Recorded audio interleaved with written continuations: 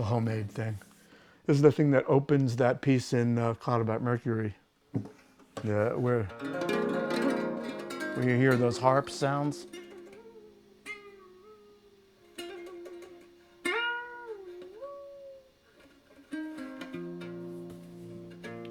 The important feature of it, though, Ingo, is the clown. And this is the second one. The first one that I built in 1980 for my son. I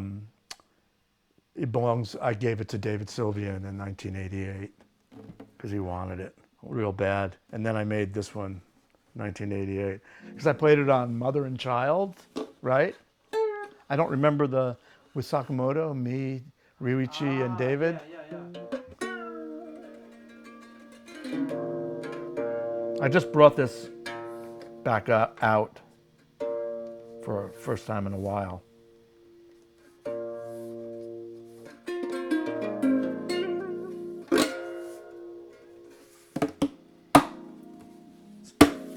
And you don't feel bad about hitting it because, I paid like $5 for it, like €3.50 at somebody's house sale.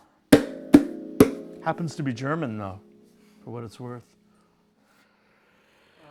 That's good though.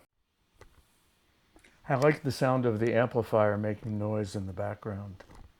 That little hiss makes me feel alive. This was amazing, huh? We were supposed to do a record, Everyman Band. We did a live record with Don Cherry in Paris for Atlantic. Everyman Band with Don Cherry. And he did some stuff with us in a studio in Paris that he arranged somehow. And he told us that he was going to introduce us to ECM, which he did.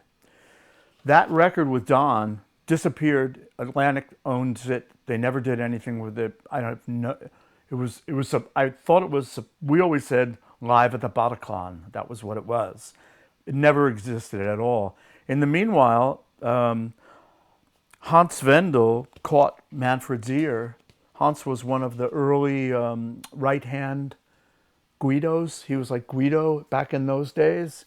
And he caught Manfred's ear and said, "I think we should listen to these guys." And he requested a tape, and Marty, the saxophone player, or Bruce, who just passed away like 3 weeks ago, they sent a tape of live stuff that we had done, and maybe one piece from that studio in Paris. And Hans and Manfred talked about it, and they said, "Yeah, let's do it." So I was like, at that time I was living out in the farmland way upstate New York, really far from here, like 4 hours drive, another 4 hours west from here, and I couldn't believe that it was happening. Really, playing with Don, that was totally freaky because I didn't know these guys at all. And Bruce, the guy who just passed away, he would come to my town, Ithaca, which is like a university town in upstate where Cornell University is, and Ithaca College, which is a music conservatory. He would come to my town to see my bands play. So he knew that I had a free band, that I was in a band that had this thing called the Wheel Trio. And had seen that band play to a lot of crazy people, really like nutty students at the time. And he saw my popular band, the Zobo Fun Band, of which I was just a member, writing member, but it was a big band that played together for like 6 years. Very popular in upstate New York and the Northeast, but never really got the record deal that we thought we should have gotten, right? So we're upstate, and I've been living in the farmland for maybe like 6 years at that point. And I knew this guy had come to see us, and he called one day and he said, "Hey, you want to play a gig?" And I said, "Sure, but what are we going to play?" And he goes, "Oh, we're going to play some Don Cherry material. Maybe we could do a rehearsal." I'll bring some charts and maybe some Ornette stuff. And Marty's got some originals. Okay, so I did a rehearsal with them. I was like, what? What is this? It was nothing like what I was doing. I was either playing like really wild free stuff or in this very weird rock band, like an art rock band, Zobo Fun Band. That's what it was. Songs with like lots of odd orchestration and arrangements. And here are these wild rockers mixing up jazz and some free stuff. And the first time I played with them, I was like, I got off stage and my friends were like, what'd you think? And I was like, I don't know. I'm sure I'm comfortable with this. It's like, I don't know. Like, I can't seem to find the groove. I'm not really. And all my friends are going, well, it sounded fucking amazing. I'm like, really? Seriously? I was so uncomfortable. Didn't matter. It sounded amazing. So I kind of hung on with it, and we played a couple of gigs, and I learned some of Don's book, very little, and some more net stuff, which I knew. And I learned a couple of Marty's tunes, and it just was like, played a couple of gigs, and that was it. And like 6 months later, Bruce calls, and he goes, hey, we're playing with Don Cherry in all over Europe for a few months. I said, yeah, and I thought he was bullshitting me. I thought he was bullshitting me. He goes, well, yeah, we knew him, right? And I said, I mean, you said you did, yeah. And he goes, well, we're playing with him, and he wants you, and we wanted to ask you. We talked to him about you because we lost our keyboard player for the first 2 weeks in England and Scotland, or 2 or 3 weeks. We lost him. He can't do it. He couldn't do the first week of the 2 or 3 weeks in Scotland. It was a 3-month-long tour. And so we asked him if you could do it. Do you have a passport? And I said, I do have a passport. And he said, well, we're going to leave in like a couple of weeks. So maybe we'll play one more gig before we go over, and let's kind of.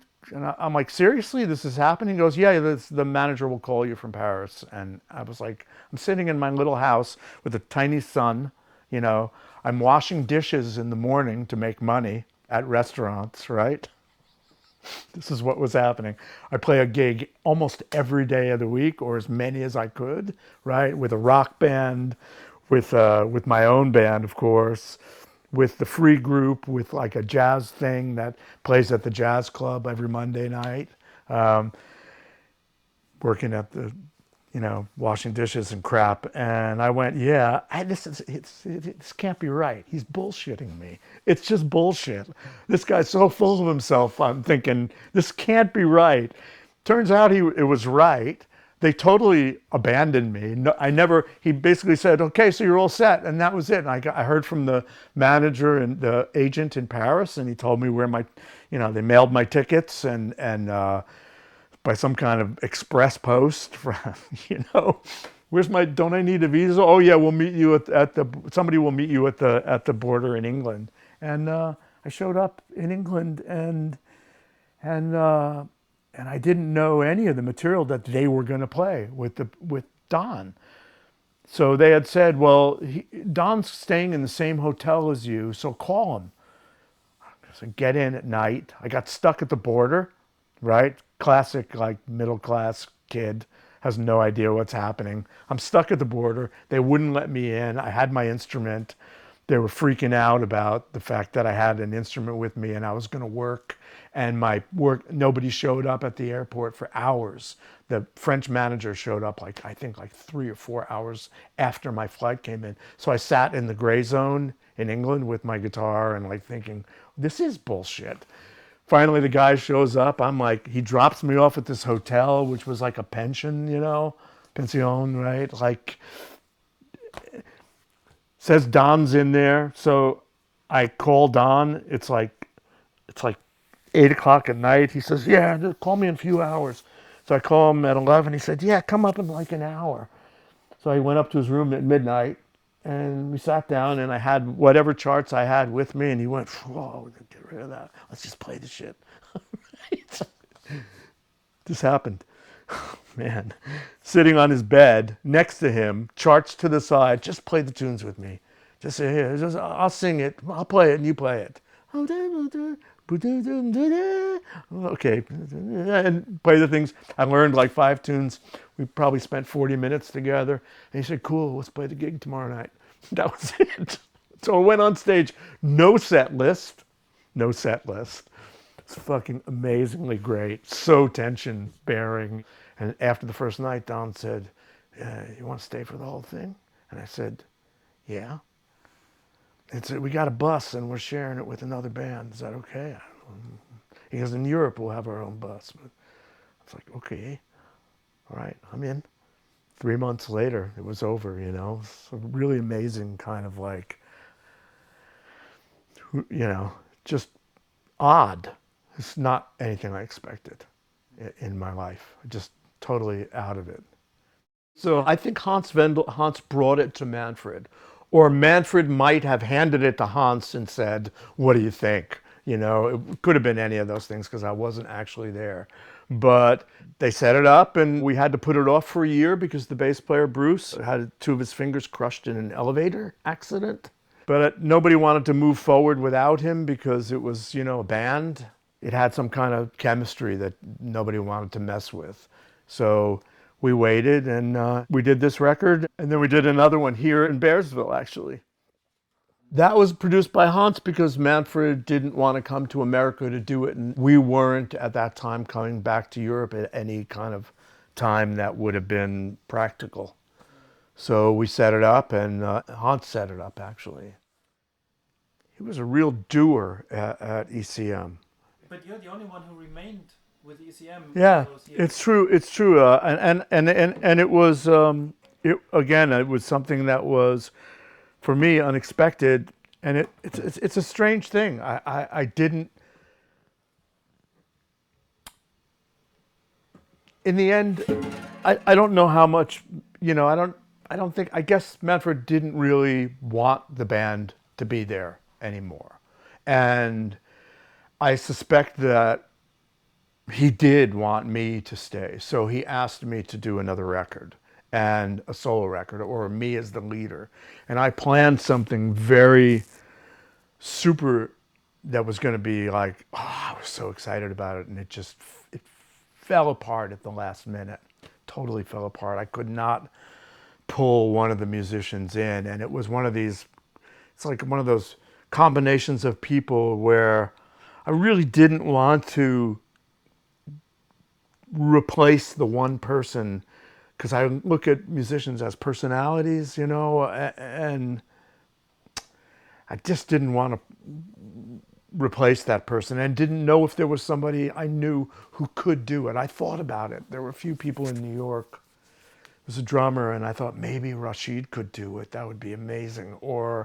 And then I just thought about it. It was a weird band. I wanted the band to be, and I said to Manfred, this is what I want to do. Do you approve? And I said, me, Dijonette playing drums, and Tony Levin playing Chapman Stick, synthesizer, and tuba, if he still plays tuba. Synthesizer, bass, and he said, sounds great. And I for some reason, I just couldn't pull Jack into it. And I kept thinking, oh, Manfred will say something and Jack will come into it, but he never did. So I ended up at the very last minute, they were going to, you know, put the recording off. And I said, no, I'm doing a record. I'm going to go rehearse with my friend Jeff, a guy that I grew up with who was a great tabla player, but a weird percussionist on Best Laid Plans. He was the guy who pulled me out of a room and said, you know, you should probably play with people, so come over to my house and let's play together. I wasn't really playing out at all. And he just said, come on. He's one of my best friends for his entire life. He passed away about like 6 years ago now. And I just called him and said, you want to do this record with me? It'll be us, you know. He was in that free group I had upstate. And he was also in the rock band that I was in, although he left that to do freer things.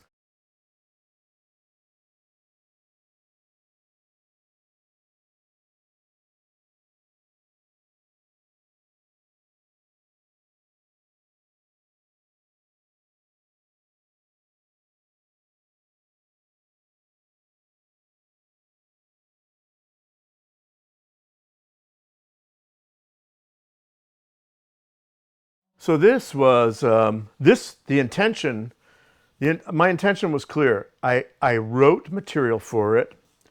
I wrote around my looping, and that's what I was doing. I had been spending like this time working with the looping to make it a real part of everything that I did.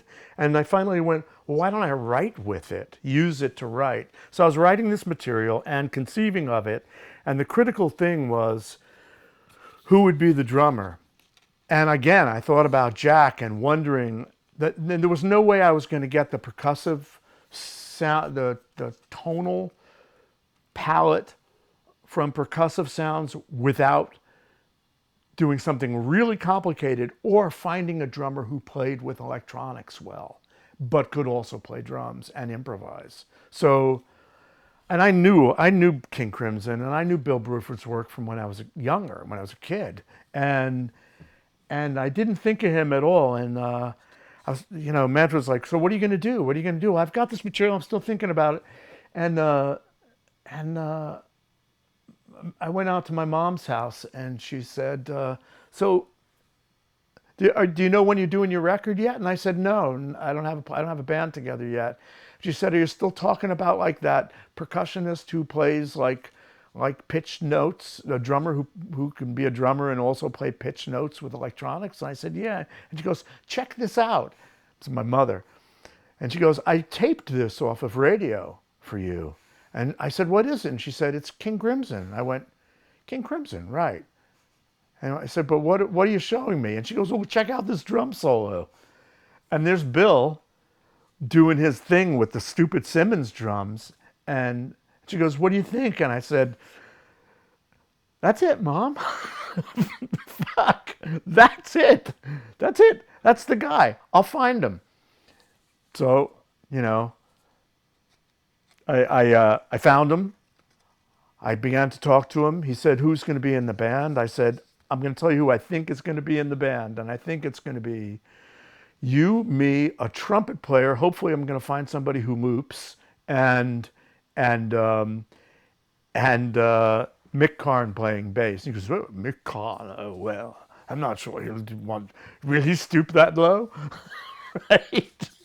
So, and by the way, it was Jan Garbarek who turned me on to Mick Karn, like in 1984, I guess it was. He was listening to something in the car. Eberhard was driving. We were on our way to somewhere. I don't know. I don't even remember who the drummer was at that point. Eberhard was driving as usual. Jan's in the back seat. He's sitting next to me. He's got his little Walkman and he's listening really fucking loud. And I'm going, what is that? Dude, what are you listening to? And he goes, what? I said, what are you listening to? What is that sound? He goes, it's Japan. And I said, no, I mean, what is it? He goes, it's the group Japan. And I said, who? And he said, Japan, you got to check this out. And I went, is that the bass player? Is that a synth or the bass? It's got to be a bass player, right? And he's like, that's the bass player. It's this guy, Mick Karn. You should play with him. And I went, yeah, definitely, because there's the guy. He's playing the stuff. He's got the just naturally had like such strong elements of the Eastern and Arabicized parts of tuning that are so appealing to me. And I knew. So I found him. He said yes. We communicated for a while. I booked rehearsal sessions with just me, him, and Bill, because I didn't have a trumpet player that I liked the idea of yet. And we went out there, and I went to London. I booked on my own dime with Manfred's help. I booked a rehearsal studio. And Mick's all set to go, and Bill's all set to go, and Bill's like an hour early, and I'm an hour early, and Mick is an hour late, and then he's 2 hours late, and then he's 3 hours late, and I'm calling his girlfriend or manager. I didn't know who it was. Oh, and she finally picks up the phone. Oh no, I'm so sorry. Mick wanted to tell you he had to go to Pakistan. And I'm sorry, he went to Pakistan? She said, yes, he was having a hard time with something, and I can't tell you what it is, but he had to go to Pakistan. And I was like, what? And Bill's like, oh my God, you're in it now. And I said, no, we're moving ahead. I'll pull it together. Something will happen. And I tried for another 3 weeks to get, as I found Mark Isham, Bill called me one day and said, you know, I know you love Tony Levin and I know you've met him.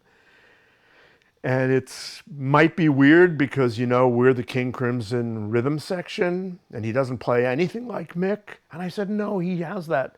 He certainly has that sexy shit in the top of the bass when he plays high notes and his groove is undeniable, but I never thought of him in this case. But he could be great, Bill. He said, okay, so you know him, I know him a lot better than you. I'm gonna call him and see if he wants to do it. And Tony called and said, well, you know, sorry. He said, how much does it pay?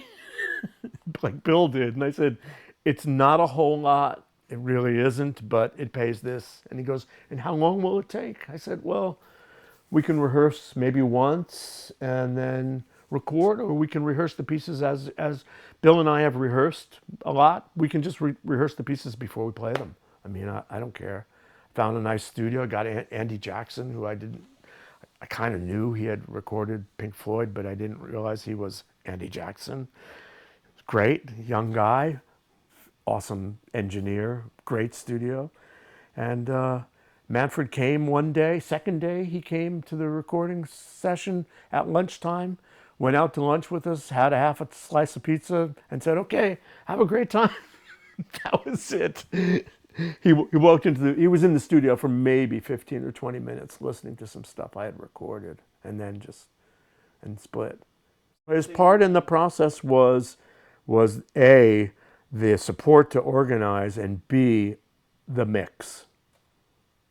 So he and Jan Erik mixed it with me being there. And, okay, so no, there's more to it than that. And this is critical. He said, I want you to play. No, I told him I had a solo piece that I really liked. Maybe we could record it at the mix and add it to the record. Because there was one piece that we recorded that I didn't like that much, called Burial Ground. And it was a little too tight for me, a little too leaning. It started to lean in towards a kind of a fusion thing that it didn't. The writing was good, but where it went was not so great. It just I didn't. My concept wasn't strong enough to really be able to communicate to the musicians what would carry this piece, and be able to improvise with it. And I think the writing was okay. Wasn't brilliant, but I told him I had this solo piece. He said, great, yeah, let's definitely record it. Let's do that first. So then when I recorded the solo piece that opens and closes the record, right? I did that, it's just one of those things, real time, one take. And we did the opening and the closing all in one piece. And he said, let's bookend this. And he said, let's see if this will work. And I said, in front of, if we crossfade from one piece, or that might have been my idea. I can't remember now. But I mean, it was his thing. Yeah, do that piece. Definitely do that. And then he did the idea of bookending it to make the record have an opening and a closing. And I thought, wow, this guy's like a novelist, which he is. He has the ability to look at a record like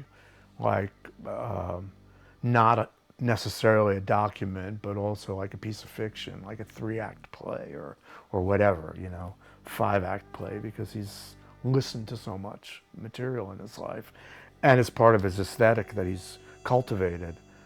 So he really did contribute a lot. I wish the bass and drums were louder in that record myself, but And when they re-released it, I was really happy that they re-released it, but I thought, man, I could have remixed that myself now. Bring up the bass. Those guys to this day make fun of me for the fact that they can't hear the bass drum that well, but it's still the record that it is, and it's, you know, it's, in my mind, it is perfect for what it is. You know what I mean? It's just the way it is. And really, it wouldn't have been that way if he hadn't mixed it. It would not. No way. And it wouldn't have been that way if he hadn't supported the idea of it with enthusiasm and then left me alone, trusting me to finish the record, making the record without him, which was, you know, not something I had heard of him doing before.